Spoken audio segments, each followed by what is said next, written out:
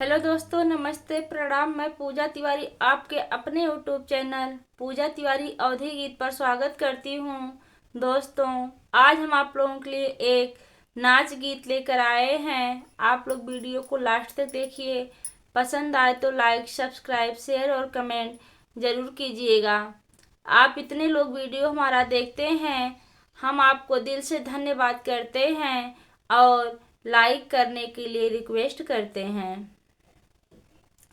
अंगने बोले काग काहे ननदी, अंगने बोले काग काहे ननदी।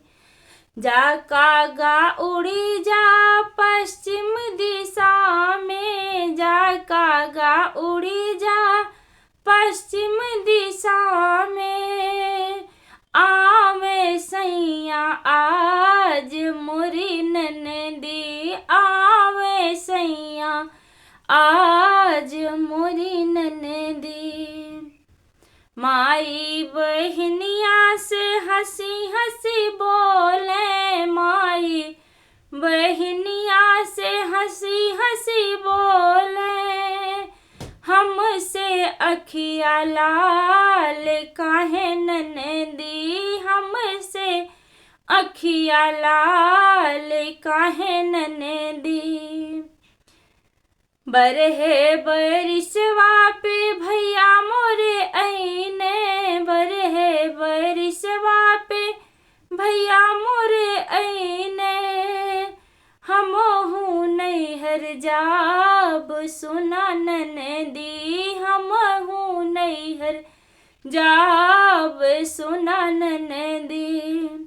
बरहे बरिसवा पे हम धनिया आए, बरहे बरिसवा पे हम धनिया आए। काहे नैहर जाबू मोरी सजनी, काहे नैहर जाबू मोरी सजनी। माई बहनिया से हंसी हंसी के बोला, माई बहनिया से हंसी हंसी के बोला। हमसे अखिया लाल मोरे रजऊ, हमसे अखिया लाल मोरे रजऊ।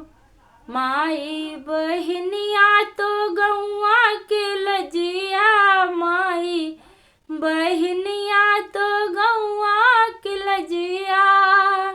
तोह से कवन प्यारा मोरी धनिया, तोह से कवन प्यारा मोरी धनिया।